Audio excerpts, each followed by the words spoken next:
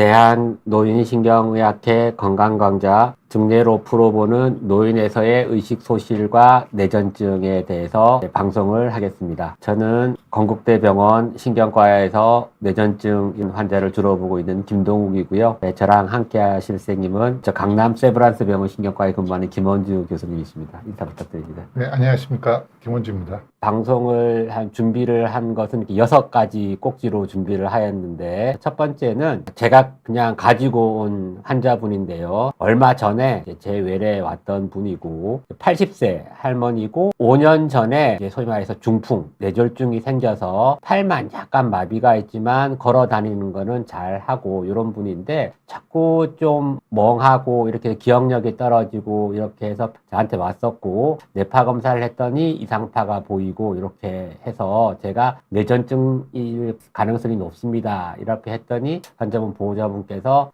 이게 과연 그럴 수 있을까? 나이 들어서 이렇게 생기는 게 맞냐? 이렇게 얘기를 하시는 분이 있으셔가지고 이런 거에 대해서 말씀을 좀 해보는 걸로 하겠습니다. 뇌전증이라는 것은 그러니까 말 그대로요. 뇌에서 신경세포에서 일어나는 비정상적인 과전류가 생기면서 나타나는 질병이 되겠습니다. 그래서 이것은 뇌에 어떤 병변이 있는 경우에도 이런 뇌전증을 일으킬 수가 있기 때문에요. 이런 그 뇌전증이 생기는 원인은 이제 다양하게 분포를 하고 있죠. 나이에 따라서 연령별로 새로 진단받은 환자 수를 보는 건데, 그 서구의 선진국들에서 보시면 어린 나이에 뇌전증이 많이 생기는 건 맞는데, 이게 점점 우리 생각과 다르게 나이 들어서 훨씬 더 많이 생기고, 우리나라에서 하는 거 봐도 유병률을 보면 애들 때 있는 거 많은데 젊어서는 많이 줄어들고, 나이 들어서는 특히 남자에서는 더 나이 들어서 많이 생겨서, 이전에는 뇌전증이 이제 애들의 병 이렇게 생각을 했었는데, 점점점 더 이제 요즘에는 어른의 병, 특히 이제 노인의 병이 이렇게 되는 것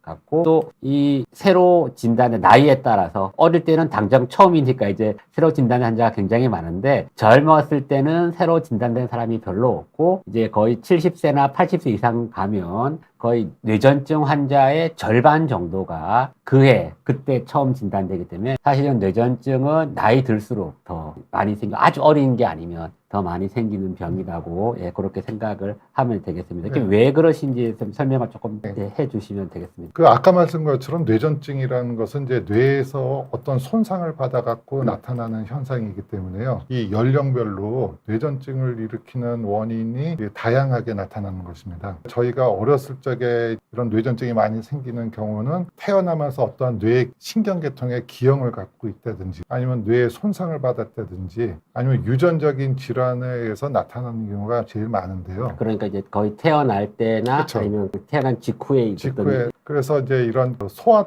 때나 아주 연령이 낮았을 적에 이런 뇌전증이 생기는 비율이 이제 높아지게 되는 것이죠. 그다음에 점차적으로 환자분들이 나이를 들어가면서 이 원인이 이제 바뀌게 되는 것입니다. 그래서 청년이나 장년층에서는 외상이라든지 아니면 이제 뇌 종양이라든지요, 그런 것에 생기는 2차적인 뇌전증이 이제 많이 생기게 되는 것이고요. 이제 나이가 드시면서 생기는 여러 가지 이제 퇴행성 질환들에 의해서도 2차적인 뇌전증이 많이 생기게 되는 것이죠. 그래서 그 나이가 드신 분들한테는 대표적인 것이 이제 뇌졸중. 그렇죠. 또 많이 생길 수가 있고요. 또한 치매에서도 뇌전증이 많이 발생을 합니다. 물론 이제 당연하게 나이가 드시면서 이런 뇌종양에 발생하는 빈도도 늘어나기 때문에 뇌종양에 의한 그 뇌전증도 이제 많이 발생을 하게 되는 것이죠. 이렇게 보시다시피 그래프에서 보시다시피 이 발생되는 비율이 U자 형태를 띠는 것이 특징이라고 저희가 볼 수가 있죠. 그래서 나이 들어서도 특히 뇌졸중이 있었거나 아니면 치매가 있었던 어르신들은 그거에 소위 말해서 후유증 같이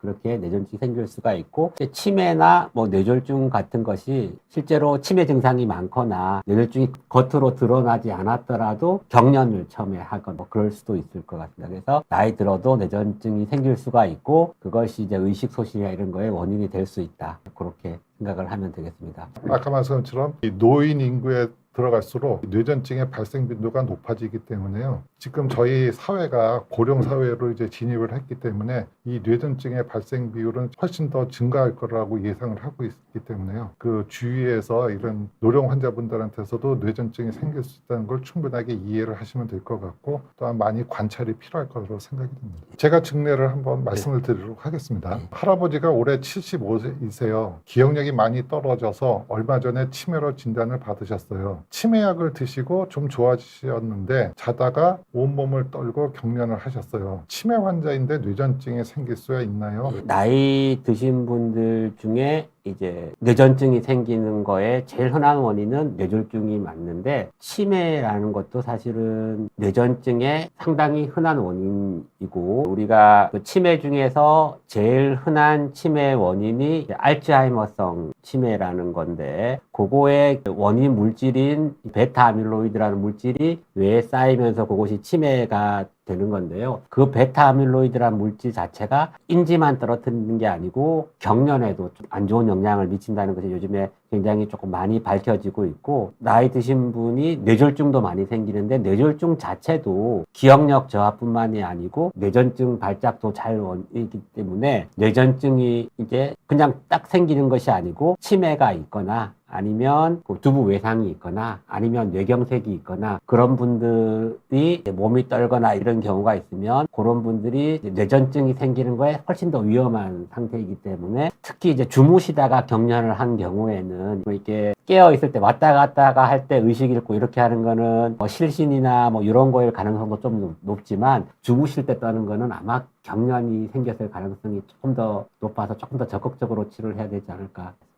그러니까 또 치매 하나의 큰 원인 중에 하나니까 혈관성 치매가 작은 뇌경색증이 계속해서 재발되면서 치매가 진행되는 형인데요. 이런 혈관성 치매의 원인이 되는 그 작은 뇌경색증들도 이것이 자꾸 재발되면서 비정상적인 신경의 회로를 자꾸 만들게 되는 것입니다. 그래서 이런 그 알츠하이머 치매뿐만 아니라 이런 혈관성 치매 환자들한테서도 이런 결과에 의해서 여러 가지 뇌전증이 생길 수 있는 위험성이 높아진다고 보시면 되겠습니다. 네, 그러니까 이런 다른 신경계 질환을 앓으신 분들이 이제 경련이 있는 경우에는 이게 실신이나 이런 것 때문에 생긴 경련이 아니고 뇌전증에 의해서 생긴 경련의 확률이 더 높아지기 때문에 조금 더 세심하게 관찰하고 검사하고 그럴 필요가 있을 것 같습니다. 그래서 앞에서 말씀드렸지만 뇌전증이 생기는 원인이 보면 특히 나이 성인에서 뇌전증 생기는 원인을 보면 뇌경색, 또 두부 외상을 포함한 뇌출혈이 굉장히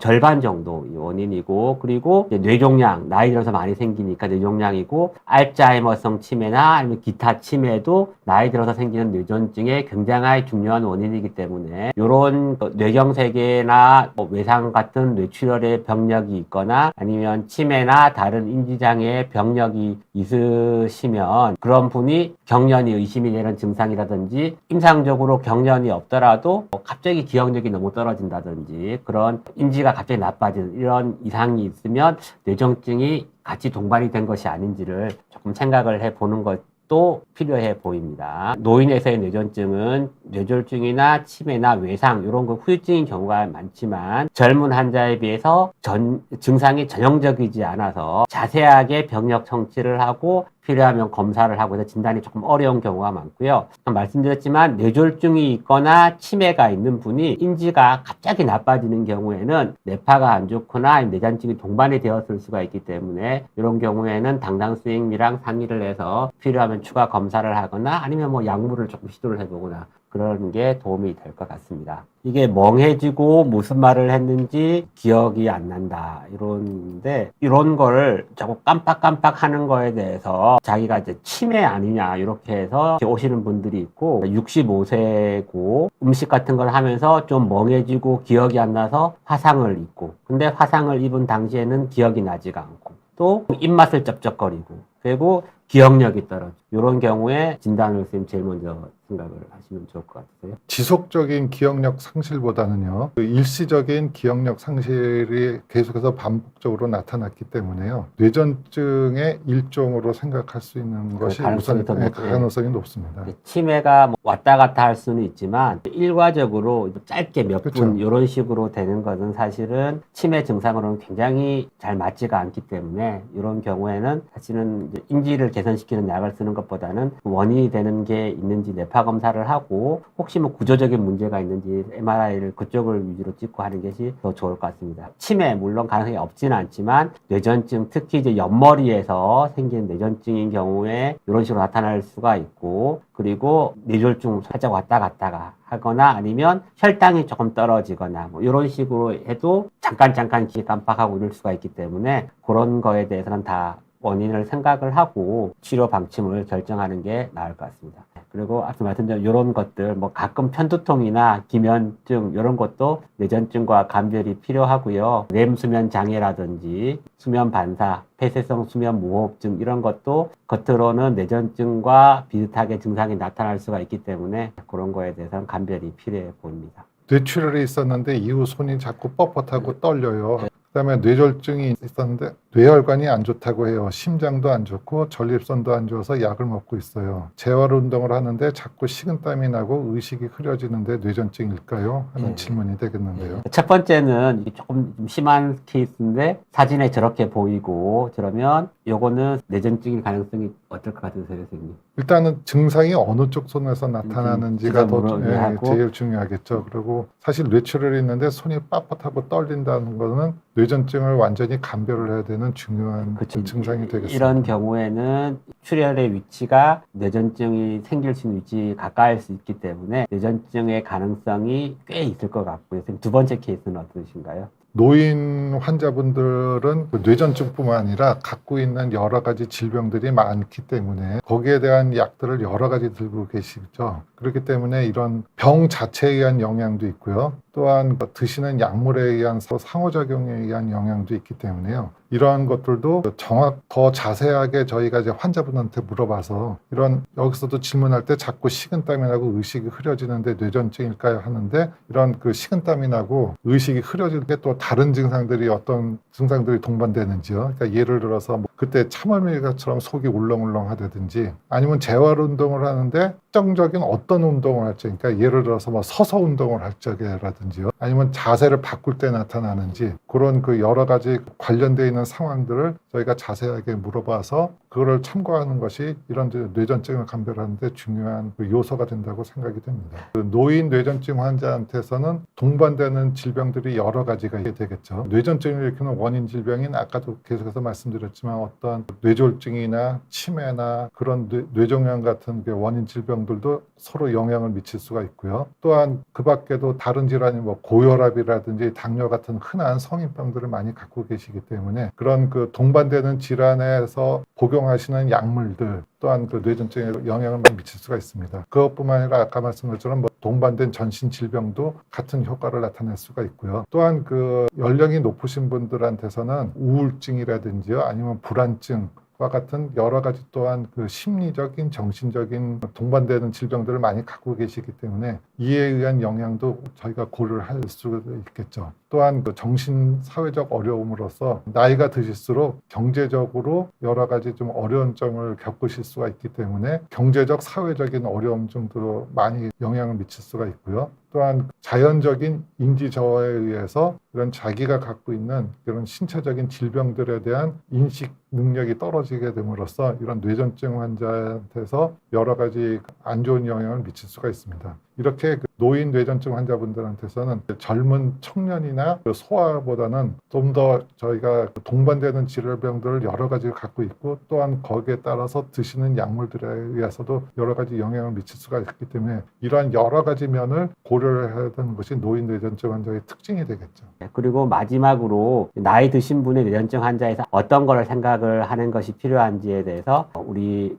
김원주 교수님 한번 얘기를 한번 들어보실까 할까요? 아까도 말씀드렸지만 노인 환자분들의 특징은 또 동반되는 질병을 갖고 계신 것이 특징이겠죠. 그럼 동반되는 질병들에 의해서 이미 많은 약을 복용하고 계시기 때문에요. 저희가 이제 뇌전증 환자분들의 치료에서 약물 치료를 시작을 할 적에는 이런 여러 가지 그 요소들을 저희가 이제 고려를 한 다음에 그다음에 이제 선택을 하는 것이 중요합니다. 저희가 고려해야 되는 여러 가지 상황 중에서는 제일 먼저가 이제 약물들의 상호작용이 되겠죠. 기존에 복용하고 있는 뭐 대표적인 뭐 고혈압 약이라든지 당뇨약이라든지 그런 약들이 지금 저희가 이제 처방하려고 하는 약들과 어떠한 상호작용을 하고 있는 것인가, 그거를 이제 잘 저희가 고려를 해야 되는 것이죠. 왜냐하면은 어떠한 약물들은 다른 약물의 효과를 떨어뜨리기 때문에요. 그렇게 되면은 그 약물을 사용했을 적에는 그 원래 갖고 계신 질병에 대한 치료도 더 어려워질 수가 있고요. 또한 이 약들도 서로 상호작용을 일으키기 때문에 뇌전증에 대한 효과도 더 떨어질 수가 있습니다.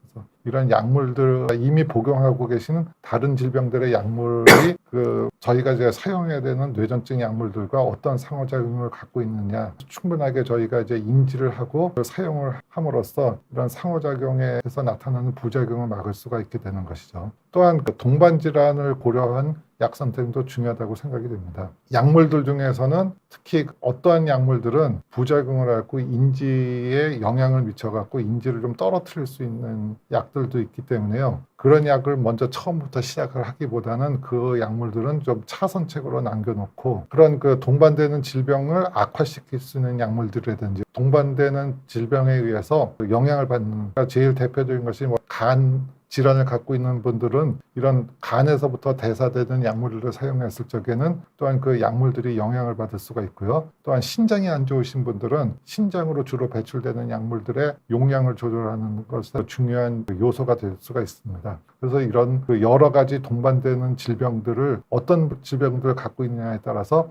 거기에 미치는 뇌전증 약의 영향을 저희가 충분하게 고려를 해야 되는 것이죠. 나이 드신 분에게 경련이 흔한 질환이기 때문에 조금 더 관심을 가지고 그냥 의식을 잃고 기억력이 떨어지는 게 아니고 경련을 같이 할 수 있다는 걸 좀 의심을 하고 보시면 될 것 같습니다. 다음에도 이제 조금 더 준비를 더 잘해서 여러 그 시청자분들에게 도움이 될 수 있는 기회가 또 있을 거라고 생각하고 오늘 방송은 여기서 정리하는 걸로 하겠습니다. 고생 많으셨습니다. 감사합니다. 감사합니다.